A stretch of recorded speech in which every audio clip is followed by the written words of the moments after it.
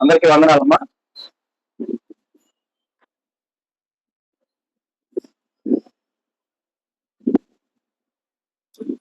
మరి నేటి దినమున మనము 69వ కీర్తన 29 నుండి 36 వచనాలు ధ్యానం చేసుకుందాం. నేను బాధపడిన వాడినై వ్యాకుల పడుచున్నాను. దేవా, నీ రక్షణ నన్ను ఉద్ధరించునుగాక. కీర్తనలతో నేను దేవుని నామము స్తుతించెదను. కృతజ్ఞతాస్థుతులతో నేను ఆయనను గణపరచెదను.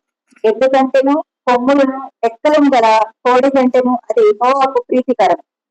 బాధపడి వారు దాన్ని చూచి సంతోషించుదురు. దేవుని వెతుకువారులారా, మీ ప్రాణము తెప్పరిల్లును గాక. యెహోవా దరిద్రుల మొర్ర ఆలకించువాడు. ఖైదీగా ఉంచబడిన తన వారిని ఆయన తృణీకరించువాడు కాడు. భూమాకాశములు ఆయనను స్తుతించును గాక.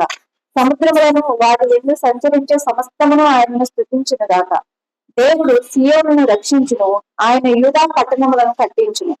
జనులు అక్కడ నివసించుదురు, అది వారి వశమగును. ఆయన సేవకుల సంతానము దానిని స్వతంత్రించుకోను. ఆయన నామమును ప్రేమించువారు అందులో నివసించుదురు. మరి కీర్తనకారుడు చెప్తున్న విధానాన్ని చూడమ్మా. నేను బాధపడిన వాడనై వ్యాకుల పడుచున్నాను. దేవా, నీ రక్షణ నన్ను ఉద్ధరించును గాక. మరి అనేకమైనటువంటి ఆలోచనలతో సమస్యలతో నేను బాధపడుతూ ఉండగా, అయ్యా నీ రక్షణ నన్ను ఉద్ధరించును గాక అంటే మన బాధల్లో కూడా ఒక ఊరట ఏంటి అంటే దేవుడు నన్ను రక్షించాడు అనేటటువంటి విధానాన్ని కీర్తనకారుడు వివరిస్తూ ఉన్నాడు. అయితే నేను చెప్తున్నాడు చూడండిమా.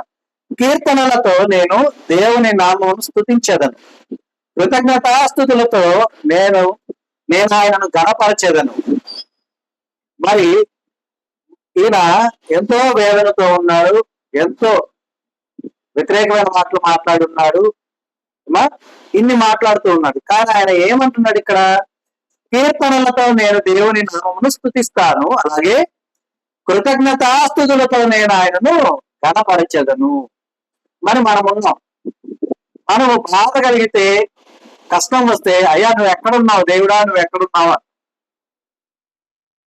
కదా, నా మొర ఆలకించట్లేదయ్యా, నన్ను గమనించట్లేదయ్యా అని అనేవారుగా మనం ఉంటూ ఉంటాం. కానీ ఇక్కడ మనం గమనించినట్లయితే కనుక దేవుడు కీర్తనకారుడు ఏమంటున్నాడు? అయ్యా నేను బాధపడిన వాడినై ఉన్నాను, వ్యాకుల పడుచున్నాను, కానీ నీ రక్షణ నన్ను ఏం చేస్తుంది? ఉద్ధరిస్తూ ఉంది. అయితే నేను కీర్తనలతో నీ నామాన్ని స్తుతిస్తూ ఉంటాను, పాటలు పాడుతూ ఉంటాను, నీ నామాన్ని గణపరుస్తూ ఉంటాను అంటున్నాడు. ఎలాగా గణపరుస్తున్నాడు? కృతజ్ఞతాస్థుతులతో. కృతజ్ఞతాస్థుతులను మనం ఎప్పుడు చేస్తామమ్మా? మనకు దేవుడు మేలు చేసినప్పుడు, మనం ఏమైనా దేవుడి దగ్గర నుంచి మంచి వరములు పొందుకున్నప్పుడు, సంతోషంగా ఉన్నప్పుడు, ఆనందంగా ఉన్నప్పుడు కృతజ్ఞతాస్థుతులు చెల్లిస్తాం. కానీ ఈ మాట చెప్పడానికి ముందు ఆయన పరిస్థితి ఎలా ఉంది? నాకు ఆహారం ఆకలి వేసినప్పుడు వారు చేదునిచ్చారు, దాహం వేసినప్పుడు చిరకనిచ్చారు, వారు అలా అవ్వాలి ఇలా అవ్వాలి అని మాట్లాడుతున్న వాడుగా ఉన్నాడు. అయినా కూడా ఇక్కడికి వచ్చేసరికి ఏమంటున్నాడు? నేను ఆయన నామాన్ని గణపరుస్తాను, ఆయనను గణపరుస్తాను, ఆయన్ని స్తుతిస్తాను, ఆయనకు కృతజ్ఞతాస్థుతులు చెల్లిస్తాను అంటున్నాడు. అర్థమైందా? అంటే మనము మేలుకే కాదు, కీడుకు కూడా ఎదురు చూసేవారుగా ఉంటారు. కీడు చేయడానికి కాదు, మళ్ళా అన్నకి చెప్పాడు మేలు చేయడానికే కాదు, కీడు చేయడానికి కూడా రెడీ కూడా అన్నాడు. కాబట్టి నువ్వు చేసిన దానికి నీకు కీడు అని చెప్పి కీడు చేయకండి ఎవరికి. మేలు పొందుకున్నాం, అందుని బట్టి మనం దేవుడికి స్తుతిస్తాం దేవుణ్ణి. అలాగే మనకేదైనా ఇబ్బంది కలిగినప్పుడు కూడా దేవుడి నామాన్ని ఏం చేయాలి? మనం స్తుతించేవారుగా ఉండాలి. యోగు గారు అంటారు, ఇచ్చినది ఆయనే, పుచ్చుకున్నది ఆయనే, దేవుని నామానికి స్తుతి కలుగును గాక. అర్థమైందా? మరి అలాగే ఇక్కడ మనం చిన్న విషయాన్ని గమనిద్దాం. యోగు గారు చెప్పిన మాట ఏంటి? ఇచ్చింది దేవుడే, తీసుకుంది దేవుడే, దేవుని నామానికి స్తుతి కలుగును గాక అన్నాడు. ఓకేనా? అక్కడ అమాయకంగా ఉన్నాడని అనుకుందాం. కానీ దినములు గడిచిన తరువాత ఇచ్చిన దేవుడు తీసుకున్నాడు. తీసుకున్న దాన్ని ఎలా ఇచ్చాడు? ఏమా రెట్టింపుగా ఇచ్చాడు. అర్థమైందా? మనకి ఏదైనా ఇబ్బంది కలిగి, బాధ కలిగి, కష్టం కలిగినప్పుడు మనం ఏం చేయాలంటే రాబో మేలుని ఊహించుకోవాలి. రాబోతున్నది నాకు ఈ రోజు నా కాళ్ళలో ముళ్ళు గుచ్చుకోవచ్చు, నేను నడవలేని పరిస్థితి అయి ఉండొచ్చు, కానీ రాబో దినముల్లో దేవుడు నన్ను స్వస్థపరచి పరిగెత్తిస్తాడు, నా కాళ్ళ మీద నన్ను నిలబెడతాడు, నన్ను స్థిరపరుస్తాడు అన్ని. ఆ సంతోషం గురించి మనం ఆలోచించాలి. అర్థమైందా? నిన్నేం జరిగిందో నీకు తెలుసు, నేను జరుగుతుందో మాత్రమే నీకు తెలుసు. రేపటి గురించి నీకు తెలుసా? తెలుసా అమ్మా? తెలియదు. అర్థమైందా? కాబట్టి నిన్న అయిపోయిందని చెప్పేసి దాన్ని ఆలోచించి, నేడు జరుగుతున్నదని చెప్పేసి దీన్ని తలంచుచు రేపు వచ్చే మేలుని ఆస్వాదించలేని పరిస్థితిలో ఉపయోగం ఉందా? ఇప్పుడు మనం రేపు ఏముండదు తెలియదని చెప్పి ఈ రోజు అంతా కలిగిన కష్టానికి బాగా ఏడుస్తూ దుఃఖపడుతూ వేదన పడుతూ ఉన్నాం, నీరసించిపోయాం. పొద్దున్నే మంచి వార్త, మంచి జరిగింది, దాన్ని ఆనందించగలమా? ఎందుకని ముందడి తీరం ఎలా ఉన్నాం? దుఃఖించాం, బాధపడ్డాం, వేదన పడ్డాం, నీరసించిపోయాం. మరి సంతోషం కలిగినప్పుడు ఓపిక ఉండాలా వద్దా? మనం వద్దా? కాబట్టి ఎల్లవేళలా ప్రతి పరిస్థితిలో ఎలాంటి స్థితినైనా సరే దేవుని నామాన్ని గణపరిచేవారుగా ఉండాలి మనం. ఆయన నామానికి కృతజ్ఞతాస్తుతులు చెల్లించేవారుగా ఉండాలి మనం. అది దేవుడు ఏం చేశాడు కాదు, దేవుడికి నేనేం చేశాను అనేది చూడాలి. గత ఆదివారం మనం ధ్యానం చేసుకున్న క్రమంలో మనకు ఒక విషయం తెలుసుకున్నాం. దేవుని యొక్క దుర్భరమైన జీవితం. అంటే ఆయన దుర్భరమైన జీవితం అంటే ఆయన వ్యర్థంగా జీవిస్తున్నాడు కాదు అర్థం. అక్కడ నన్ను బట్టో, లేకపోతే మిమ్మల్ని బట్టో, లేకపోతే ఇంకొకరిని బట్టో వారి నిమిత్తమై, వారి ఆత్మ విషయమై దేవుడు వేదన పడుతున్న విధానం, దుఃఖపడుతున్న విధానం, అర్థమవుతుందా? ఆ యొక్క విధానం గురించి చెప్తున్నారు. మరి మనకు సంతోషకరమైన దినములు దేవుడు ఇవ్వబోతూ ఉండగా వాటిని ఊహించుకోలేనటువంటి వారుగా ఉంటే మనం ప్రతి విషయంలో చెప్తాం, నా సిక్స్త్ సెన్స్ చెప్పింది అని చెప్తున్నాం. నేను ఊహించేసాను ముందే అంటాం. మనం అనుకున్న జరిగితే, అనుకున్న జరగకపోతే సైలెంట్ ఉంటాం, మాట కూడా మాట్లాడదామా? నేను చెప్తాం అనుకున్నా, నోటి దాకా వచ్చింది, కానీ ఈ లోపు ఎవరో పిలిచారు, అడు తిరిగాను, కానీ చూడు అదే జరిగింది. అనుకున్నావు కరెక్టే, వ్యక్తపరిచావో లేదు తర్వాత సంగతి. మరి జరగకపోతే కూడా నువ్వు చెప్పాలి, కానీ ఇలా అనుకున్నాను కానీ అలా జరగలేదని చెప్తావా? చెప్పుంటావా ఎప్పుడున్నా? కానీ నేనైతే డ్యామ్ షూర్ గా క్లియర్ గా చెప్పగలను, ఒక దినం మనకున్నది.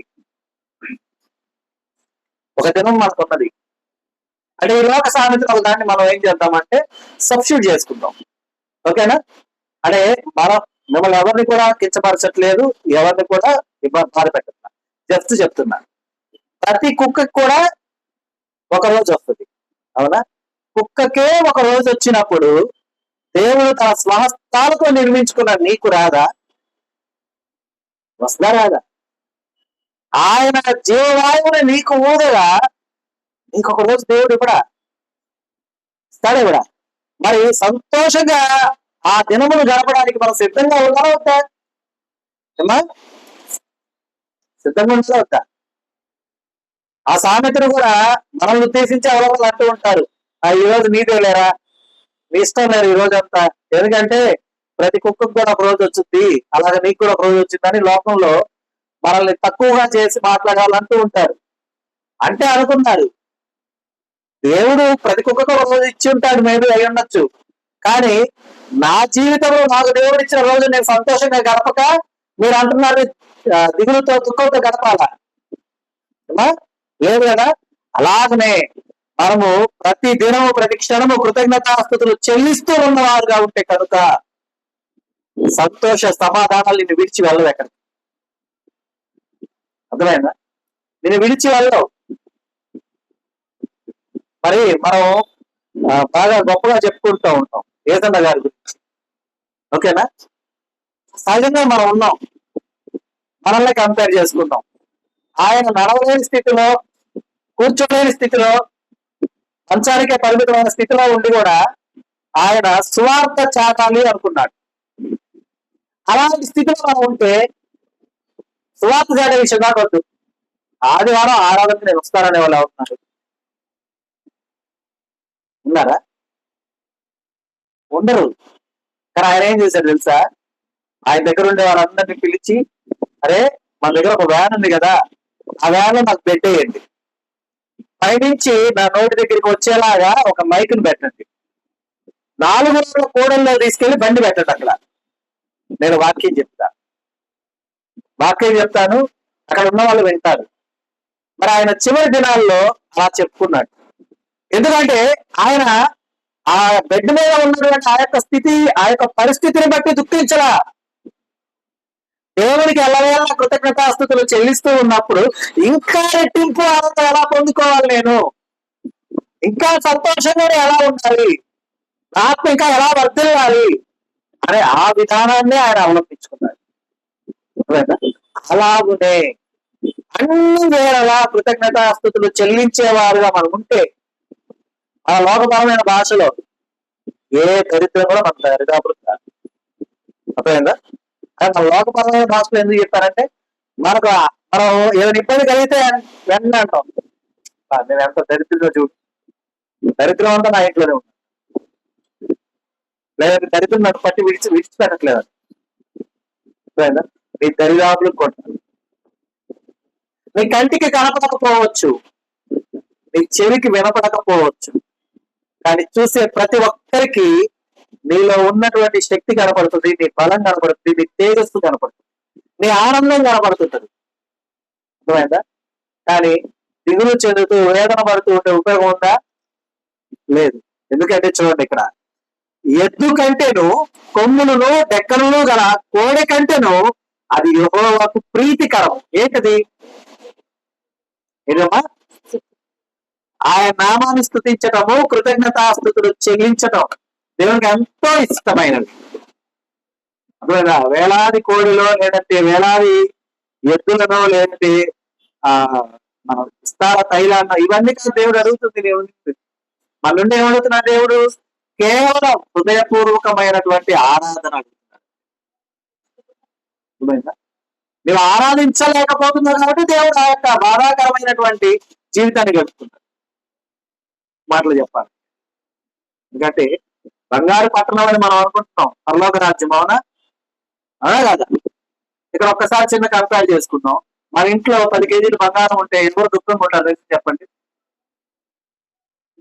ఏ దుఃఖమైన మీ దరిదాపులు చేస్తుందా? 10 కేజీలు బంగారం ఉందమ్మా మన దగ్గర, మన ఇష్టం, దాన్ని ఎట్లాగా నమ్ముకోవచ్చు, ఏమైనా చేసుకోవచ్చు, మందే రైట్ అంతా. ఏ బాధ నీ దరిదాపులకు వస్తుందా? పోనీ ఆరోగ్యం బాగలేదు అంటే, అరే అది వెళ్ళి 100 గ్రాములు అమ్ముకొని డాక్టర్ దగ్గరికి వెళ్దాం అనమా? ఎందుకంటే ధైర్యం ఉంటది. అవునా? మరి ధైర్యం ఉంటది, సంతోషం ఉంటది, అన్నీ ఉంటాయి.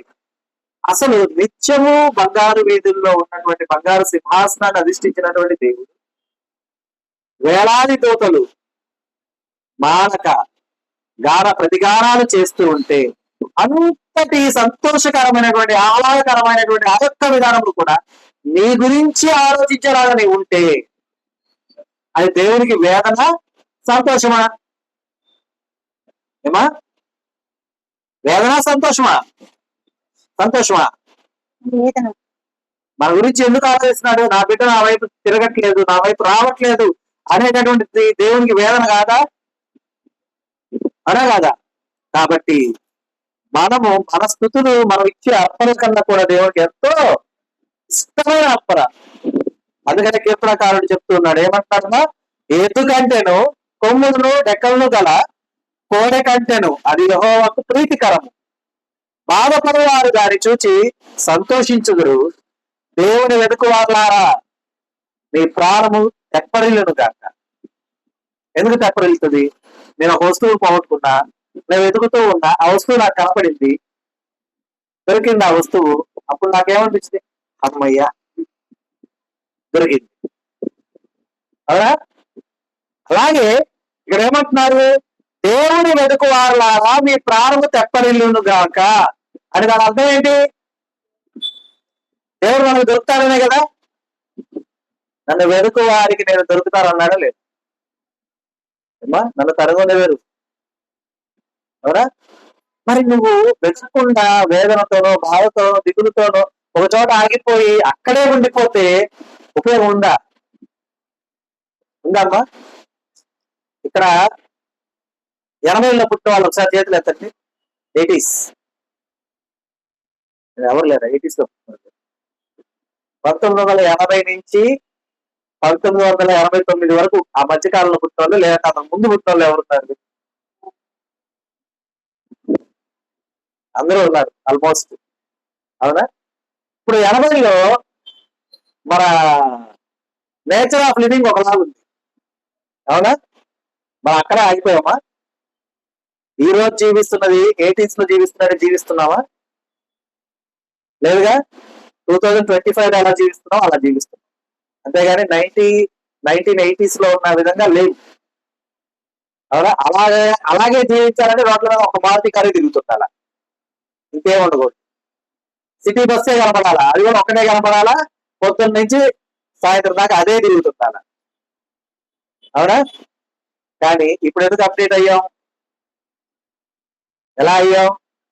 కాలక్రమేణా అన్ని మారిపోతున్నాయి. మరి గడిచిన దినముల్లో మీకు కలిగిన బాధ, ఆ రోజు అది ఎక్కువ అనుకున్న కష్టం, ఈ రోజు దాన్ని తలుచుకుంటే ఇంతేనా అని అనిపించిన ఏం లేవా మీకు? ఉన్నాయా లేవా? ఉన్నాయి కదా, ఉంటాయి.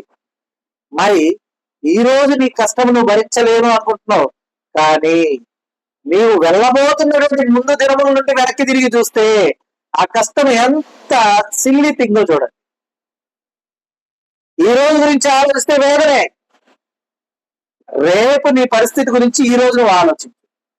నేను దేవుళ్ళు ఎలా ఎదుగుతున్నానో ఆలోచించు, నేను దేవుళ్ళు ఎలా అభివృద్ధి చెందుతున్నానో ఆలోచించు, నన్ను దేవుడు ఎలా నడిపిస్తున్నాడో ఆలోచించు. ఇవన్నీ నువ్వు ఆలోచించాలంటే వాటిని నువ్వు చూడాలా, ఆ దినములు నువ్వు చూడాలా. ఆ దినములు నువ్వు చూడాలి అంటే ఎవరు చెప్పాలి నీకు? వాడిని ఎవరు చూపించాలి నీకు? దేవుడే చూపించాలి. చూపించాలంటే నువ్వు ఆ దినములు వెతకాలి అంటే ఇక్కడ ఎవరు వెతకాలి? దేవుడిని వెతకాలి. అర్థమైందా? అప్పుడు మాత్రమే నీకు మంచి దినములు కనపడతాయి. అర్థమవుతుంది. మనం ఈరోజు ఒక వ్యాపారం మొదలుపెట్టిన వ్యాపారం ఈ రోజు కోట్లు తెచ్చిపెట్టాను అనుకుంటామా? ఏం ఆలోచిస్తాం? శాఖలుగా విస్తరిస్తే మన బిడ్డ తరాలు సంతోషంగా ఉంటారు అని వ్యాపారాన్ని మొదలు పెట్టారు. అంటే వాళ్ళు ఏం ఆలోచించారు? ఈ రోజు లాభం గురించి ఆలోచించలా, రేపటి గురించి ఆలోచించారు. కాబట్టి పెట్టే పెట్టుబడిలో వచ్చే నష్టాన్ని కూడా వాళ్ళు భయపడరు. అవునా? నష్టం గురించి ఆలోచించరు, రాబోయే లాభాలనే ఆలోచిస్తారు. మరి లాభదాయకమైన జీవితాన్ని జీవించడానికి నీవు సిద్ధంగా ఉండి ఉండగా నేటి దినము మీకు కలిగినటువంటి ఆ నష్టం గురించి ఆలోచిస్తే ఆగిపోతే నీవు అభివృద్ధి చెందుతావా? చెందలేదు. కాబట్టి మనల్ని మనం మోటివేట్ చేసుకోవాలి. చూడండి, యెహోవా దరిద్రుల మొర ఆలకించువాడు, ఖైదులో ఉంచబడిన తన వారిని ఆయన తృణీకరించువాడు కాడు. అంటే బంధకములో ఉన్నాం, బంధించబడి ఉన్నాం. అంటే ఏమైతే వేదన కావచ్చు, కష్టం కావచ్చు, ఇబ్బంది కావచ్చు, సమస్తము మనల్ని ఏదైతే మనల్ని కుంగతీస్తుందో సమస్త బంధకంలో మనం ఉన్నాం. కానీ దేవుడు ఇక్కడ ఏమంటున్నాడు? మరి కీర్తనకారుడు ఏమని వివరిస్తున్నాడు దేవుడి గురించి? ఖైదులో ఉంచబడిన తన వారిని ఆయన తృణీకరించాడు. ఎవరైనా జైలుకి వెళ్ళొస్తే మళ్ళా ఒకని వంటి వాడిని ఎంతమంది చూస్తారు? ఇక్కడ ఏం చెప్తారు? జైలుకి వెళ్ళి వచ్చారు ఏమంటారు? సాహసం చేయవాక వాడు పిలిచిన వాళ్ళకు, వాడు ఫోన్ చేసిన ఎత్తకు, వాడితో నీకేంటి సాహసం? ఎందుకంటే వాడు ఏం చేశాడు? ప్రజావేం చేసి ఉండొచ్చు, కానీ జైలుకి వెళ్ళి వచ్చాడు. నేరం చేసి ఉంటాడు, నేరం చేస్తే జైలుకి వెళ్ళాడు, ఓకే. కానీ నేరం చేసి జైలుకి వెళ్ళినట్టు అలా ట్రీట్ చేస్తే ఓకే. కానీ నేరం చేయకుండా తీసుకువెళ్తుంటారు ఒక్కోసారి డౌట్ మీద. అలా తీసుకెళ్లిన వారిని కూడా అలాగే చూస్తే ఉపయోగం ఉందా? కానీ దేవుడు ఇక్కడ ఎలా చూస్తున్నాడమ్మా? ఖైదులో ఉంచబడిన తన వారిని ఆయన తృణీకరించువాడు కాదు. జైలుకి వెళ్ళి వచ్చిన బిడ్డ మన బిడ్డ అయితే మంచివాడే, వాడు నిజంగా తప్పు చేసినా వాడు కావాలని చేయాల, ఏదో జరిగిపోయిందంట అని వెనకేసుకొని వస్తాం. కదా, చేసే ఉంటాడు, కొట్టండి అంటామా మనం? ఏదో తెలియక జరిగిపోయి చిన్నపిల్లడు వాడు కావాలనే చేశాడు అది కదా. సో కానీ దేవుడు ఇక్కడ చూడండి, మనము కావాలని స్వయంకృతాపరాధముల చేత బంధించబడిన వారుగా మనం ఉన్నా కూడా ఆయన మనల్ని తృణీకరించే పరిస్థితుల్లో ఆయన లేదు. మన ఆలోచనలకు దేవుడి యొక్క ఆలోచనకు ఎంత వ్యత్యాసంగా మన జీవితామా. దేవుడు ఏమన్నాడు? అవాదములు పండు తిన్నప్పుడు ఏమన్నాడు? మంచి చెడ్డలు తెలివించి వృక్ష ఫలమును తిని నేటి నుండి మీరు కూడా మనలో ఒకని వంటి వారాయను. అది అర్థం ఏంటి? నా సిక్స్త్ సెన్స్ చెప్పింది అంటారు. సిక్స్త్ సెన్స్ ఎలా చెప్పింది నీకు? ఎలా ఊహించావు నువ్వు? ఏదో ఒకటి ఏదో ఊహించా, జరిగిపోయింది, ఓకే. బట్ దేవునిలాగా నువ్వు నడవగలుగుతున్నావా? దేవునిలాగా నువ్వు ఆలోచించగలుగుతున్నావా?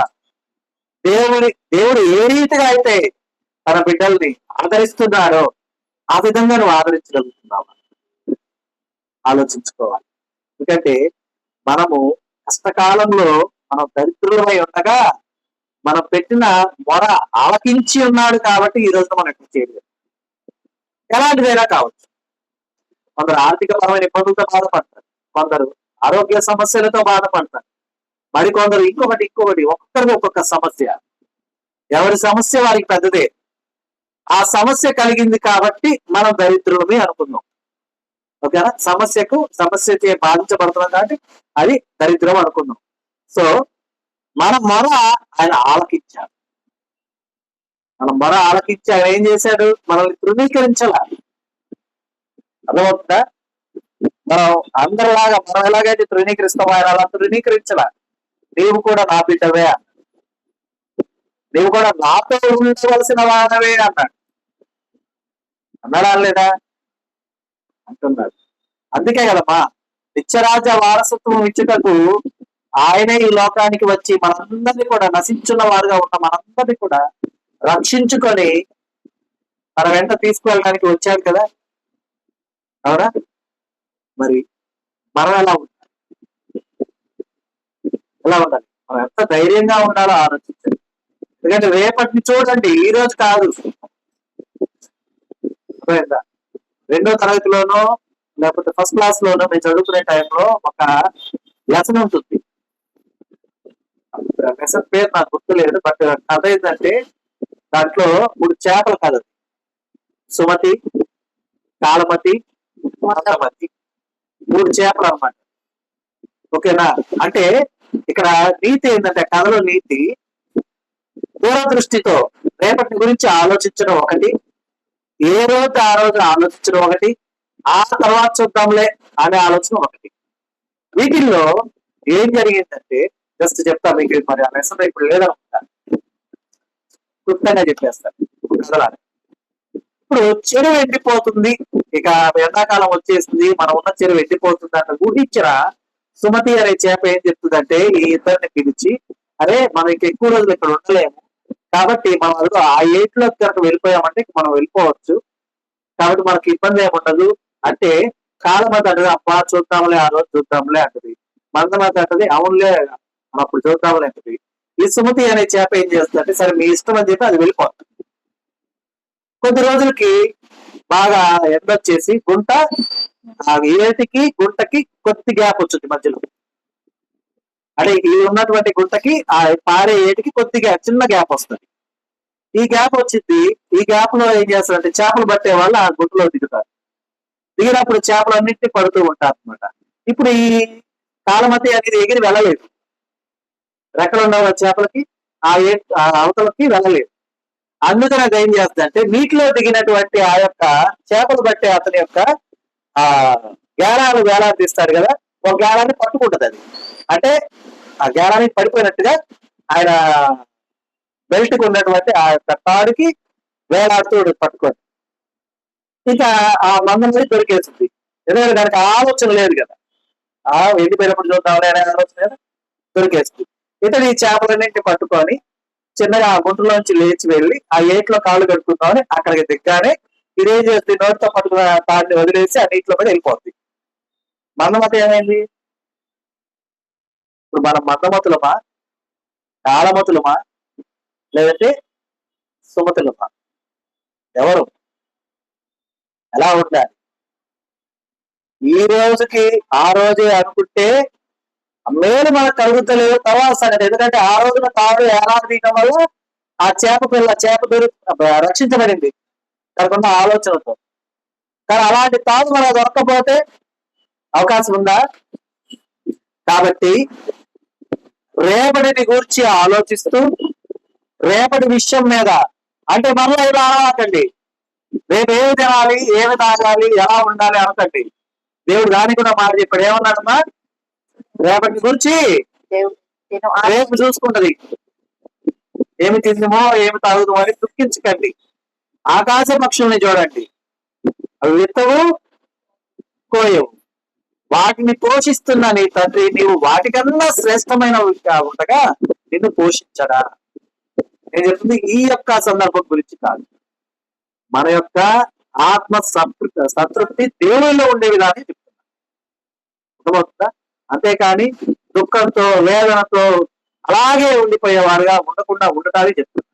ఎందుకంటే మనం ఎక్కడ ఉన్నవారు అక్కడే ఉన్నామంటే అభివృద్ధి లేదు అంటే ఒకటి, చివరిగా ఉన్నవారుగా ఉంటాం మందమతిగా. కాలానుగుణంగా మారాలి అంటే మనకు వచ్చే కన్నీరు, మనకు వచ్చే ఆలోచనలు మనల్ని మారనిస్తాయా? మారనీయవు. అంటే ఇక్కడ దేవుల్లో ఎదగాలి అంటే రెండు దారు. ఏంటది? ఒకటి సుమతిలాగా ముందుకు వెళ్ళిపోవాలి, రెండు సుమతిలాగా ఆలోచించాలి. అంటే ఎన్ని దారులు ఉన్నాయి? ఒకటే దారి. ముందుకు సాగిపోతూ ఉండాలి, ముందుకు సాగిపోయే క్రమంలో దేవుళ్ళు అభివృద్ధి చెందే విధంగా ఆలోచిస్తూ ఉండాలి. పడిపోయేవారుగా ఎప్పుడూ ఉండకూడదు. ఎందుకంటే దేవుడు మనల్ని తృణీకరించాడు. ఇది గుర్తుపెట్టు.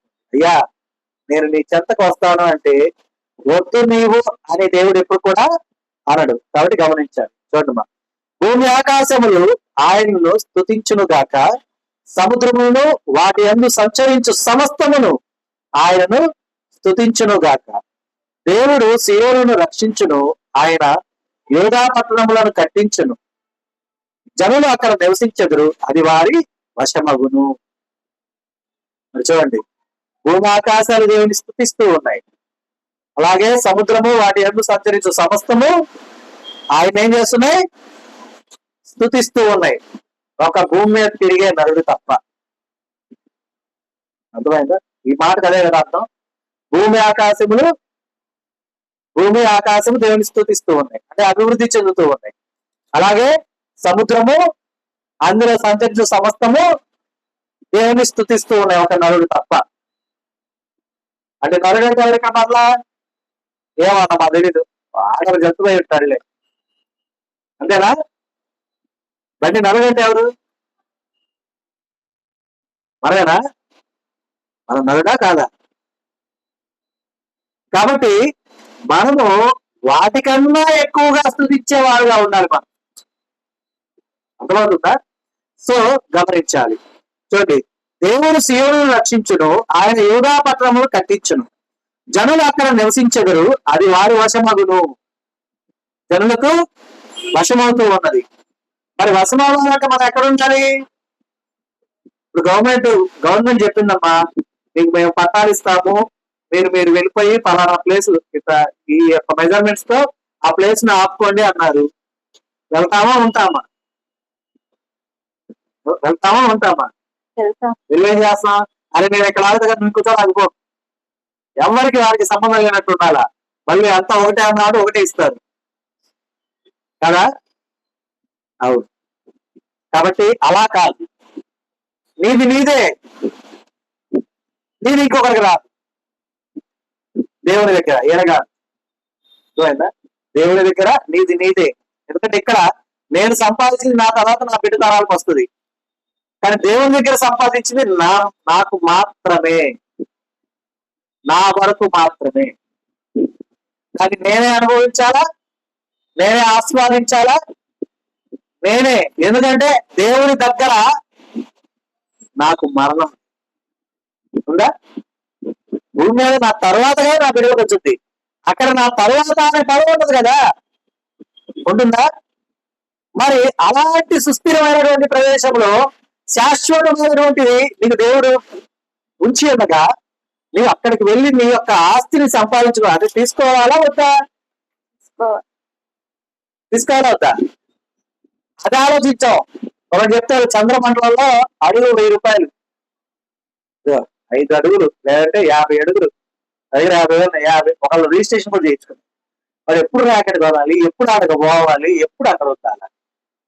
సరే పోయాడు అనుకుందాం, ఉన్నాడు అనుకుందాం, ర్యాకెట్ ఎంతో కొంత స్థలం కొన్నాడు కదా అని చెప్పి ఎంతో కొంత కష్టపడి అప్పు చేసి ర్యాకెట్ కొని వెళ్ళాడు. ఇల్లు కట్టడానికి ఎవరు వెళ్తారు ఆడికి? ఏమా పని చేయడానికి పని వాళ్ళని తీసుకెళ్లాలా? ఇతనేమో కష్టపడి సంపాదించి డబ్బులు కోట్లు ఖర్చు పెట్టి ర్యాకెట్ కొంటాడు. పని చేసే ఓరకు అంటారు, పోయినా ఓరకుంటాడా? ఒక బిల్డింగ్ కట్టడానికి ఒక 2 లారీలు కాదు 4 అంటాడు. ఎందుకు? పక్కన మళ్ళీ వాడు వేసుకోవద్దు, ఆడే మళ్ళీ ఇంటికి తిరిగి ఆడొస్తాడు అక్కడి నుంచి. అవునా కాదు?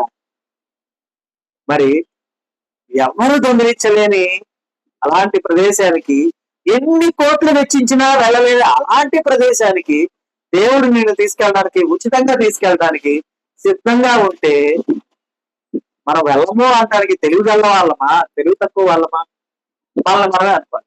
మరి నేను ఎవరన్నా అంటే మనోభావాలు లేకపోతే కదా, అదే కదా. కాబట్టి గుర్తుంచుకోవాలి. ఎందుకో తెలుసా? ఆయన సేవకుల సంతానము దానిని స్వతంత్రించుకొనును, ఆయన నామమును ప్రేమించు వారు అందులో నివసించెదరు. ఇక్కడ భూమి మీద ఉండనే అయి ఉండొచ్చు, మేబీ ఇక్కడ రాయబడింది. బట్ మనం నివసించాల్సింది ఎక్కడమ్మా? పాతాళంలో ఉన్నా, పరలోకంలో. ఏమైందా? మనం చంద్రమండలానికి వెళ్ళే వారు అయితే ఆ ఇల్లు కట్టుకోవడానికి ఇక్కడ మనతో పాటు చాలా మందిని తీసుకెళ్లాలా, చాలా మిషనరీ తీసుకెళ్లాలా, అవునా? బట్ దేవుని దగ్గరికి వెళ్ళేటప్పుడు మనము అక్కడ ఇల్లు కట్టుకోవడానికి అన్ని అవసరమా? ఎందుకని? నీకోసం ఎప్పుడో సిద్ధపరిచి ఇచ్చాడు. నువ్వు గృహప్రవేశం చేయడమే లేదు. అర్థమైందా? చేయాలా వద్దా? చేయాలి. కాబట్టి మనం అలాగున వెళ్ళాలి అంటే మొదట ఇక్కడ ఏముందమ్మా? దేవుని నామాన్ని ప్రేమించాలి, దేవుని నామాన్ని స్తుతించాలి, దేవుని ఎల్లవేళ కృతజ్ఞతాస్తుతులు దేవుడికి చెల్లిస్తూ ఉండాలి. అర్థమైందా? అంతేకాని నేను బాధపడుతున్నాను, నేను వేదన పడుతున్నాను, నన్ను అర్థం చేసావు, ఎట్లా చేసావు అయ్యా, నేను నీ బిడ్డను కాదా, నువ్వు నన్ను ఎన్నుకోలేదా, నేను నీకు కనిపించలేదా అంటే నన్ను వదిలేసావా? మన ప్రాంతాలన్నీ ఇలా ఉంటాయి కదా. ఇలా కదా మన ప్రాంతాలు ఉండేది. కాబట్టి ప్రార్థనా విధానాన్ని మార్చుకోవాలి, దేవుళ్ళు ఎదిగే విధానాన్ని మార్చుకోవాలి. ఆయనలో ఉన్నటువంటి సమస్తము మనవి ఆయనలో ఉన్నటువంటి విధానంలో మన సమస్తమును నూతన పరుచుకునేవారుగా డెవలప్ చేసుకోవాలి. దేవుని ఆరాధించే విధానం ఎలాగా, దేవుళ్ళు ఎదిగే విధానం ఎలాగా, ఆయన నామాన్ని కొనియాడే విధానం ఎలాగా అని అనుదినము అనుక్షణము మనం డెవలప్ చేసుకుంటూ వెళ్ళేవారుగా ఉంటూ ఉంటే కనుక నిన్ను మించిన భక్తుడు ఎవరు? అలా కాదా? నిన్ను మించిన విశ్వాసి ఎవరు? ఎందుకంటే యేసయ్య ఒక సందర్భంలో ఒక మాట అంటాడు. ఏమంటాడంటే, భూమి మీద స్త్రీలు కనినటువంటి వాళ్ళందరిలో కూడా బాప్తీసం ఇచ్చి యోహాను కంటే గొప్పవాడు పుట్టలేదని మీతో నిశ్చయంగా చెప్పుచున్నారు. ఆయనను పరలోక రాజ్యములో అల్పుడైన వాడు అతని కంటే కూడా గొప్పవాడు. మరలా ఆయన వచ్చింది ఎక్కడి నుంచి? ఎక్కడి నుంచి వచ్చారు ఆయన? దేవుని యొక్క సంకల్పం చొప్పునే వచ్చారా రాలేదా భూమి మీదకి? అందుకే బాప్తీసం ఇచ్చే యోహాను గారు పరలోకంలో ఉన్నారా లేదా? ఉన్నారా? ఎలా చెప్తాం? అర్థం కాల. ఎలా చెప్పొచ్చు? కొన్ని ఎక్కడుంది లేఖనం? చివర చూసి ముగించుకుందామా? మత్తయి సువార్త 11వ అధ్యాయము ఇప్పుడు నేను చెప్పిందే లేఖనం.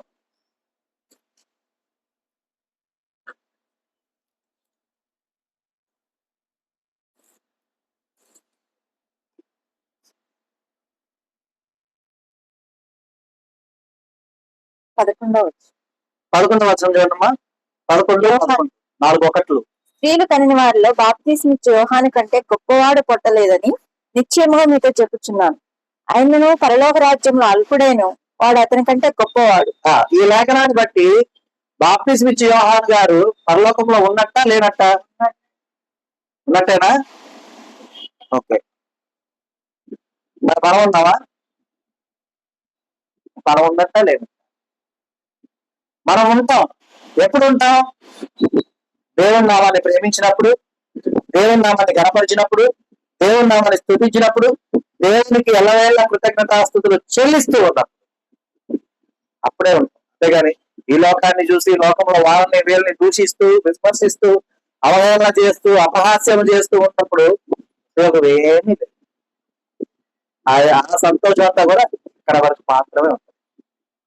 దాన్ని క్షణిక ఆనందం అంటారు. కొద్దిసేపు ఆనందమే.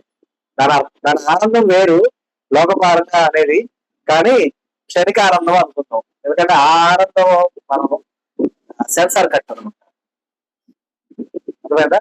కాబట్టి ఆ రీతిగా కాకుండా మనం ఎప్పుడు దేవుళ్ళు ఎదిగి ఫలించి అభివృద్ధి చెందేవారుగా మనం ఉండాలని, ఆ రీతిగా మనం ఉండుటకై దేవుడు తన యొక్క జ్ఞానంతో మనల్ని నింపి నడిపించును గాక. ఆమేన్. దేవుడు మనకు అనుగ్రహించిన తన సత్యవాక్కును బట్టి దేవునికి కృతజ్ఞతాస్తుతులు చెల్లిస్తున్నాను. దేవుడు తన వాక్యమును దీవించును గాక. ఆమేన్.